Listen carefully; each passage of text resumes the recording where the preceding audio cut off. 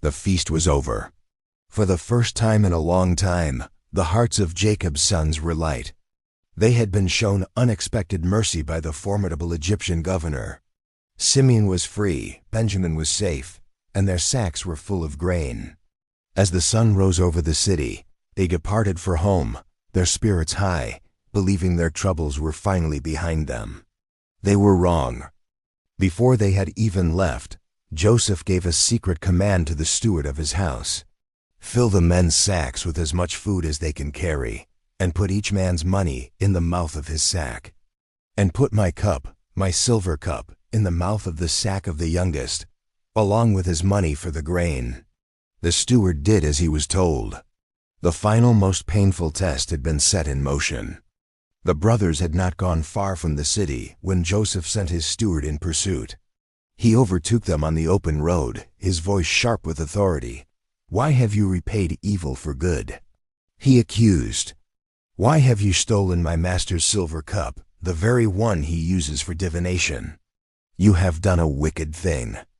The brothers were stunned, their relief turning to horror. They were so certain of their innocence that they made a rash and terrible vow. "Why does my lord speak such words as these?" They cried, "Far be it from your servants to do such a thing. If any of your servants is found with it, he shall die, and we also will be my lord's servants." They had unknowingly pronounced their own judgment. The steward began his search, moving deliberately from the sack of the oldest to the sack of the youngest. One by one, the sacks were opened and found to be clean. With each one, the brothers' confidence must have grown. But then, he came to Benjamin's sack. He opened it, and there, gleaming in the Egyptian sun, was the governor's silver cup. The trap had been sprung. In utter despair, they tore their clothes, a sign of profound grief and anguish.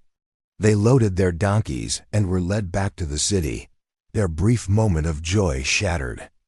They were brought before Joseph, and they fell to the ground before him. Joseph's voice was cold as stone. "What is this deed that you have done?" The evidence was irrefutable. Judah, speaking for them all, could only offer their submission. "What shall we say to my lord?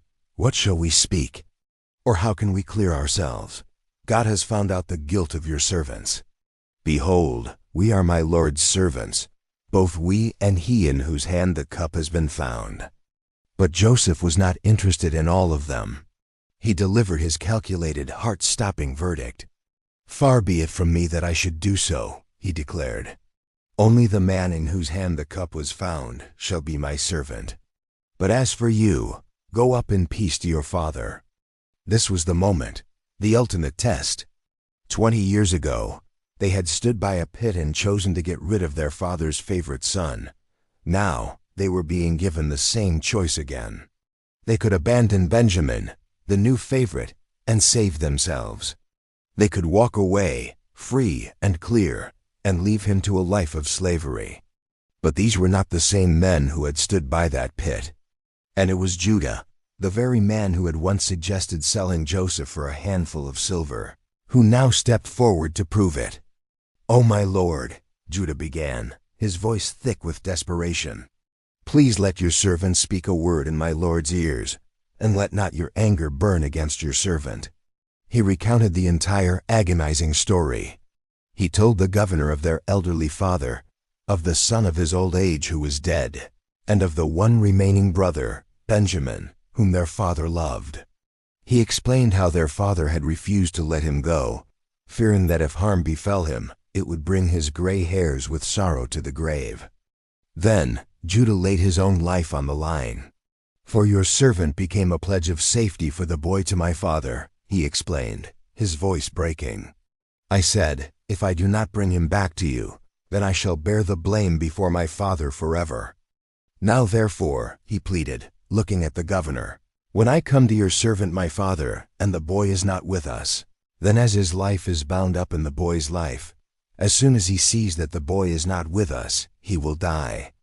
He took a deep breath and offered himself as the ultimate sacrifice. "Therefore, please let your servant remain instead of the boy as a servant to my lord, and let the boy go up with his brothers." For how can I go back to my father if the boy is not with me? I cannot bear to see the evil that would find my father." In that moment, the test was over. Joseph had his answer. The brother who had once callously condemned him to slavery was now willing to become a slave himself, to save the brother he barely knew. The selfish hearts of his youth had been broken and replaced with hearts of sacrifice and love. The transformation was complete. And Joseph, the powerful governor of Egypt, could no longer contain the storm of emotion that had been raging within him for 22 years.